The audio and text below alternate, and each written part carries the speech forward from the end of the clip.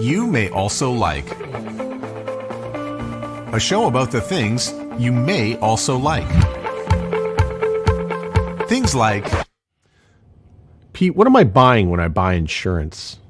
Oh, Matt, that's such a loaded question. What are you buying? Holy smokes. It depends on the kind of insurance. But you know what you're really buying? And this is what the fundamental issue of insurance is you're buying two things. You're buying a product, and the product is not a policy. The product is a guarantee of access to capital. You insure your home or your car, but you're not actually, if you have a complete loss, like you write your car off or your home burns down to a whole bunch of black cinders, you're not getting your home again. Like you're not just having a home dumped on you. You're accessing capital to get that possession, property, whatever it is back. That's what you're doing. But you're also buying trust. And you're buying trust because you have to trust that that capital is going to be there, and that the person who is selling you that capital and or the access to capital and all the conditions that come with it is going to work the way they say it is, sorry. So when it comes to marketing insurance, I mean, it's wide open. And if I look back over the years, it could be something like, like a good neighbor, State Farm is there. It could be Mutual of Omaha, which for whatever reason decided to sponsor Wild Kingdom. Exactly. So how do we market our insurance? How do you market insurance? You market it with great difficulty, because the fundamental thing about insurance, I've been saying this for years, and some believe me, some don't. No one has ever woken up on a Saturday morning, the sun coming in the windows. You pull the white, beautifully ironed drapes back and you stretch and you go, oh, do I feel like buying insurance? No one's ever said that. So how do you market something that no one wants to do? You buy insurance out of trigger points that are a necessity to your life. Your bank says get insurance. The new car or used car that you bought, well, you're not taking it off the lot until it's insured. At least they should say that. You buy a passion product like a motorcycle, a boat, an RV. Oh, you better get that insured. You get an engagement ring. If I had $1 for every engagement ring horror stories, I'd be a wealthy guy. That's why you get it. So there's the trigger points in life are what make you buy insurance. So how do you market to that? So really, and the problem with insurance marketing is it's boring. Like, it's just, no one's creative about it. It's hard to market something that is not a product. It's not even an experience. Is it gambling? It feels like gambling. Well, look, I don't know which came first, the insurance underwriter or the insurance actuary or the bookie, but there's got to be a joke there because they do the same things.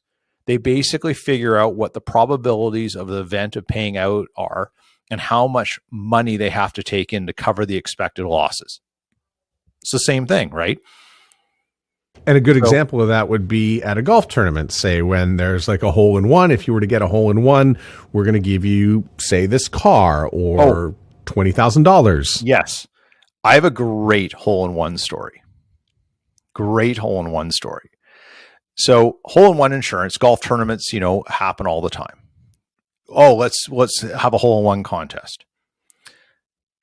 So this is a combination between a person who runs a car dealership and an insurance broker they used to do business with, and said, hey, let's co-sponsor this hole. Oh yeah, totally. So they end up, it's a nice car. It was the car was valued at $120,000. So the broker takes out the hole-in-one policy. So when you do a hole-in-one policy, they want to know, well, where's the golf course? What hole is it? What's the distance? So they get all that information. It's hole 6. It's a par 3. and it's 148 yards. So they figure out the premium. They probably take a look through some geospatial technology that is like Google Maps on steroid, Google Earth on steroids. They look down and say, okay, it's over water. The green looks like this. Boom. Here's your premium, $386. So they go and perfect. Drive the car out, put it by the hole, and lo and behold, someone gets a hole in one. What didn't happen was a specific measurement. So the claim they went to pay for the car, $120,000. Boom, denied. So you say the hole is 148 yards to the center of the green. You better make sure you know where your tips are and where your marker is.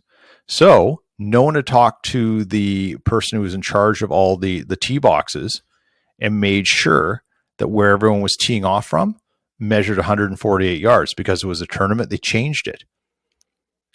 So it was sort of not caught by either party. So they ended up splitting $60,000 each on that car. Why'd you want to get into insurance? Because I got talked into it. So here's a joke.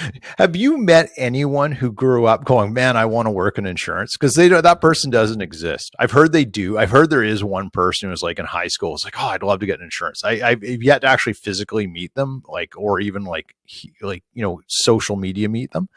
I didn't want to. I have a fine arts degree. So all the fine arts companies are paying so well in university, or after I left university, and I had this BFA. BFA stands for Ava, Big Mac Fries, and so I had to figure out what I was going to do to support a young family, and I got talked into it. BFA, isn't that big fuck all? Yeah. There's other jokes. I was just keeping it clean, but yeah, Bachelor of fuck all. That's exactly it. But so now people think it's a Bachelor of Financial Analysis. I've convinced people that I know what I'm talking about. I think back to the 90s when those golf holes became standard at golf tournaments. Yep. And around that time, the internet begins to take over. So looking back, how did the internet change the business of insurance from the sales side? It's taken forever, and it still hasn't done it. I think even though the internet's been mainstream since let's say 1994, let's use that. So we're coming up to essentially the 30th anniversary of mainstream internet usage. We're barely scratching the surface of efficiencies with a 30-year-old technology. And the problem is, it goes back to trust, access to capital, and the conditions that come with it. When you're sitting there about to buy something, how do you trust that when you hit click buy or bind or whatever term you want to use, that you're getting what you want? Because you're getting a guarantee. You're getting a piece of paper. And the majority of society is just starting to get comfortable doing that. The other problem is insurance companies and the distribution side haven't figured out how to prevent significant unconscious fraud when it comes to buying insurance online. So the insurance brokers I used to work for and co-own started with a W. So you and I remember the Yellow Pages, and it was a key marketing ploy. Oh, you better be in the Yellow Pages. And lo and behold, we always knew if someone couldn't get insurance, well, where else have you called? Because you didn't start at the back of the Yellow Pages for insurance, right? So you knew you'd been denied, and that was sort of your way of sort of asking other questions. Oh, well, I haven't been able to find the right insurance, or have you gone, so it was your telltale. So when you go online, everyone's spending money on marketing. How do you make sure you're writing profitable, good business that is what it says it is? And we're just starting to be able to do that well, in my opinion. Others would disagree, but if we'd have done it well 10 years ago, we wouldn't need insurance agents and brokers. If we'd gotten together 20 years ago to start our insurance company, Pete, we would be called A 1111111 Insurance. Exactly. My best Yellow Pages joke. Yeah, exactly. Triple A, this, that, or the other thing. Triple A insurance. Do I have to buy my insurance domestically, or is there a market where I can get insurance from any country on the planet? You usually have to buy it domestically. There are exceptions to that rule, but in our globalist capitalist society, there's dropping a political bomb depending on your stripe there. All insurance ends up international eventually. There's a portion of your insurance premium that will end up in a company offshore. And I guess that sort of dovetails into, let's say there's a big giant disaster and we'll say a flood in a region and there's mass payouts. Eventually, that's where that gets to that offshore money. Is that right? Can you draw that line for me? Yeah. So what happens is you have a domestic market, large scale, we call a CAT event happens, catastrophic event happens. You pick any of them. They seem to happen seasonally now, and it's just a different type of CAT loss depending on the season you're in. Eventually, it all comes back and you have these huge payouts. Well, insurance companies actually buy insurance and they buy from reinsurers. So they may say our retained capital is essentially $20 million. So anything we insure in exposures above $20 million, we buy insurance for that from another company. And then the actuarial bookie part just goes up the food chain. And reinsurers even potentially buy insurance from others too, or buy capital from others. So the idea that, it's a diverse global society of money that flows everywhere. Why is the insurance industry so slow to move on the internet, to move on social media? And I'm not going to touch on AI yet, but I have a feeling they might be slow into that too. So why is the industry slow to react to new technology? Because the fundamental irony about insurance is you are there to take risk. Like, you're there to protect risks. Like, most insurance people refer to your house as a risk. There's a risk of it sustaining a loss. Yet it is the worst industry for taking risks itself. Insurance people are inherently risk adverse. They don't want to have things blow up in their face. They want to avoid it at all costs. So when it comes to their business models, when it comes to change, well, no. It's the ultimate, well, we've always done it that way industry. And the technology in general hasn't kept up. So because it's so slow, you have companies that have what we call legacy systems. And, they built these things in computers and mainframes back in the 90s and early 2000s. To change them costs hundreds of millions of dollars.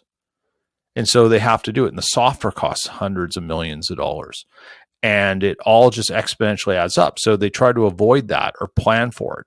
And then they have to do it in stages because they can't be down. They can't build a system parallel to the one they have and then just flip over. It just takes a long time. And you got to remember too, they have, I don't even know what's bigger than a terabyte, but whatever's bigger than a terabyte, they have terabytes of those of data that goes back, in some cases, hundreds of years. So to buy insurance means you might be a little bit on the safe side because I'm buying insurance. Therefore, you will go to insurance people who are selling you safety. Yes. And safe and boring. Safe and boring wins the boring day. Is safe. Right. Does that sound about right? Safe and boring will win the day? Yeah, safe and boring will win the day. You'll never have a problem getting insurance. Like, if you're a skydiver, it's going to be a little harder to get insurance. If you are a big wave surfer, it might be a little harder to get insurance. if you are someone who has a lot of speeding tickets, it might be harder to get insurance, although that's getting disproved. What's been your biggest insurance claim in your lifetime? Biggest insurance claim in my lifetime has been prior to a company I just joined, like prior in terms of like 3 months. And I was then helping dealing with the fallout of it was a $30 million complete loss of a large agricultural operation. Which was due to grasshoppers, fire? No, fire. Wow. Yeah. And, and on all honesty, that's not a big loss, but it was one thing. So fairly big. You don't like having those. No one was happy about that one. Why did you start a podcast? Because someone talked me into it. Because I had nothing to do, and so this is my fault. It's your fault. Yeah. So a fine gentleman who I'm staring at on the screen says you should do a podcast about insurance. And I remember looking at you, going, "Well, who the hell would ever listen to that?" And you're like, "Insurance people," because I'm not going to listen to it, or something to that effect. So yeah, we talk about insurance, and we talk about. It's the podcast for insurance people, right? So they can learn about other things in the industry, hear from people, and discuss ideas, strategies, innovation, disruption, technology, and just share stories and perspectives on how to evolve, because it is a slowly evolving industry that is probably going to be like that snowball, right? That picks, it's small now, it's starting to roll a little faster, and then it's going to get huge. It'll explode and take out a whole bunch of people, and then someone will make a new snowball. But it's gaining speed, and so it's great to talk about it because there's never been a more transformative time in the industry. What's been your biggest surprise with the show so far? That somehow people think I should have been in broadcasting. I swear to God, I don't know why, but it's a funny thing. Like, I get a lot of feedback from people that says, "Oh, you just have a fun way of talking to people about insurance." I'm like, even I get bored talking about insurance. And that's been the biggest surprise. I don't know. It sort of caught me off guard. I wasn't sure what it would turn into. It's definitely opened a ton of doors. That's for sure. Like, let me go back. Like, one of the other reasons I was really receptive to your idea was I also wanted I was sort of out of work. I'd sold the business. I wasn't sure what I was going to do next. But I really liked the industry and I liked the people. So it was like my way of staying connected to the industry. I actually didn't realize it was going to further all my connections and make it that diverse, and where I had opportunities I didn't know existed. And that's been a lot of fun too. So that's been my experience as well. Yeah. And you've done 194 episodes so far. So from that, what episode stands out the most? What was the subject matter in there that really sort of, maybe got some industry people talking that made it pop? The one I think that was really interesting that I had no way of knowing it was going to be so big was with a gentleman from a company called Cognizant. His name is, actually, funny enough, we were just messaging on LinkedIn this morning. His name is Mahesh Matarajan, and he is a insurance data expert, for lack of a better term, for a company called Cognizant. And Cognizant you would see because they're plastered all over F1 as a sponsor. And his reach was incredible. And that really kind of catapulted some things. But he also got to the heart of something that no one had really figured out when it came to insurance and data. And obviously this is the world's oldest data profession. Lloyd's of London has been doing this for hundreds of years, and they have data, and they've always used data. He said, what needs to happen in insurance that's happening in every other industry is using the data to make a hyper-personalized experience. And I think when he started talking about that, I certainly had a light bulb go off. and so many others did. And I got a ton of feedback about what he was saying and everything. That's probably the most significant one. I think, what would be the other thing? I think the other one that really changed things was I was asked to moderate a CEO panel of insurance executives because of the podcast, because I was talking to people.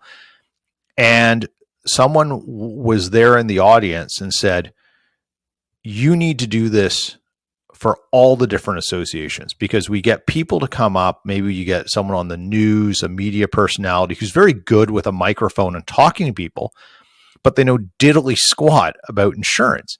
Said, you actually can talk, at least that's what I've heard, and you can talk about insurance in ways that others can't because no one thinks about it. So it's very hard to get someone to come into your industry ecosystem and be intimately knowledgeable about it by just sort of prepping.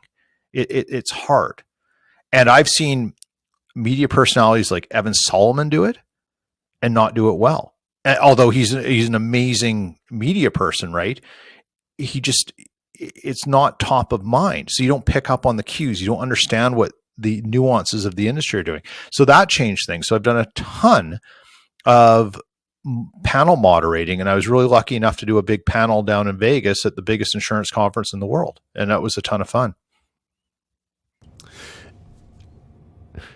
So was this the only insurance podcast that was out there when you started? Because you started it about 5 years ago, 2017-ish? 2018 was 2018? Spring of 2018 was when I did my first episode. There are other podcasts out there.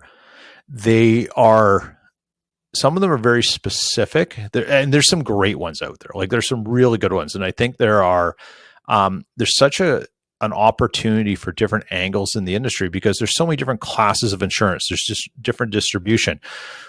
When I launched, I didn't know what I wanted to be. It's kind of like being like you're coming out of high school, right? Well, I don't want to be when I grow up. Well, I still don't know what I want to be when I grow up. I'm just growing up. And I didn't know, well, do I want to be the guy who talks about selling insurance? Well, there's a lot of people who sell insurance. Do I want to be the guy who talks about underwriting insurance? Well, that's one thing, but underwriting is kind of boring and it's limited. So when I looked at it, I was like, I think I just want to be the insurance podcast and just talk about all things insurance because it lets you go down any road. You're not pigeonholed into sort of focusing on insure tech or technology or being one of these people, some of them who are very good, by the way, sales gurus, right? Well, I can tell you how to become $1 million producer in 6 months or whatever and hype that up. That's just one part of the entire ecosystem. And the ecosystem is super diverse. So we try to focus on all aspects of it. That's why. That's sort of how we came into it. So the insurance industry is still having lots of conferences more than ever, and that involves a lot of travel, and it's really perfect for what you're doing. I know there's a few other industries out there that have cut back on the number of conferences because conferences are expensive. Yep. But insurance, you're doubling down, and this means you're busier than ever. Yes, this past fall was an epic run of conferences. Podcasting at them, creating content, working with the conference, producers, and just being everywhere. It's been unbelievable. It's actually a grind. And I think sometimes people go to conferences and they can, you can come and go, but when you're working them and you're interviewing them and then day one ends. Oh, what do I get to do? I get to go have a quick bite to eat and then sit down in my hotel room and listen to audio and stay up till 12:30 at night to get an episode up or some content for someone up. And then you go wash, rinse, repeat, and you do it again. Then you get up. You probably had a fun night in there at one point, off to the airport, home, figure out when look, there's another one in 4 days that I've got to get on a plane for. And I don't want to yes, travel's fun. But I've got some friends in other industries who travel an immense amount, and I don't know how they do it. I like it, but it gets grinding. And, one of the things that we because there's been so many conferences, because coming out of the pandemic, there was such a desire to be face to face. People were just making things happen, and the pressure to be in front of everyone was so great. And I don't know how others do it full time. It's hard. It's hard work. So here's a little, speaking of conferences, here's a little known fact about probably the biggest insurance conference in Canada. Happens in Toronto every year in the fall. And it's IBAO, the Insurance Brokers Association of Ontario. Biggest association in the country. There is only one other conference that happens in Toronto every year that consumes more liquor than that conference. And that is the conference of the mining industry. So insurance people like to have fun. Oh yeah. So, you think it's boring, but it's a party. And, there's hospitality suites, there's incredible networking. It's a lot of fun. A lot of people, when they start a podcast, within about the first month, come back to me and say, how do I monetize my show? Am I ready for advertising? Not necessarily the tack that you took, but you started something, you were approached by people to partner. Yes. And you've had an ongoing partnership for many years. Yep. Tell me about the monetization structure of the podcast. So my podcast fits in its own ecosystem, right? Like, you may stumble across it because you want to learn something about insurance, but I'm not teaching anyone about insurance. So it stays in this ecosystem that sort of feeds and supports and grows together. So there's all these different entities that come into the industry. My podcast sponsor, First Insurance Funding of Canada, is basically a company that does premium financing and works in the insurtech fintech ecosystem to make payment systems and everything smoother for all the entities involved, providing financing, integrating technology to do it through what we would call a broker management system or agency management system to make a better customer experience, a better experience for those in the industry. That requires advertising. And so they found a new channel, and they reached out to me because their CEO is one of my earliest guests, ironically, and said, we'd love to partner with you. We kind of came up with a fair model collaboratively, and they have grown exponentially because of their lean into marketing, not solely because of the podcast, but I'm friends with the CEO now. We see each other a lot. He told me since they did their big marketing push and said, we have to invest in a lot of channels and do things differently, they have had year over year. So each year they've had 10 times growth. And he said, the podcast has been a huge part of it because you touch industry professionals. That's who we need to influence. So I've had other advertisers who've done runs on it and stuff. And I do my advertising differently than, say, how you've even told me I can do it, where it's not a run and then it's gone. I sort of do a perpetuity based thing where it's read in and it exists in the podcast forever. So integrated is what I was integrated. Told to call there it. You go. Integrated. Thank you. So if someone goes and says, oh, look, they're going through the insurancepodcast.com. Oh, there's a website. There's an episode, on an episode that I didn't know existed from 4 years ago. They hear the same ad. Like, I don't switch the ads out. And I think the stability of that has made things appealing, partially because it's not, it's an industry that is built on legacy ways of doing things. And so relationships. That's a legacy and relationships. And that's a legacy way of it stays there forever kind of thing. Like, and I think they like that. Now it does mean your content though is a little limited, and it has to be somewhat evergreen. So one of the things that we work on, and I had an email today with the person who's in charge of marketing, is we're setting up a meeting for next week, and we're talking kind of our year-end review. what do they like in their content? What do they want to do? And we revise it to say, okay, so we're going to run with this for this year. And that's a year commitment on the content. So you've got to really wordsmith it and focus it on what you're trying to do for this year. So what are your strategies for 2024? And we talk about that and what we want to do. Can we diversify? Do we want to do something else? And different things. And it just goes with that. And, the other thing is I had a meeting yesterday with another company about how do I bring you in? And they want to do some things too. And I said, you want to talk to Stuart, he'll tell you about the growth they had because of a consolidated branded messaging approach that involved the podcast. And he's like, yeah, I'm all ears. Hit me up. And, and again, it's smart, evergreen, consistent content, but it will be there. What was the term you used? It'll be there integrated. And that seems to go over well. I don't know why. It's counterintuitive to the way the podcast sort of industry is moving with all the ad opportunities, right? But man, does it play well. It does. And actually there are clients that are asking for more integrated, much to, of course, to my chagrin, because, if the check starts coming in, I'm the one who goes back and I'll just peel out the ad and then move it back to a more, programmatic or inserted, kind of way to do it. But, to your point, if you have that relationship that you have, take it, run with it. Well, it's awesome. What I've found, Matt, is when I talk to companies or people about this, there's this weird sense that they want to take ownership of something. They want to have it as theirs. So that's sort of the way I'm approaching other advertising opportunities. So what do you want that's yours? And do you want to own it? And how long do you want to own it for?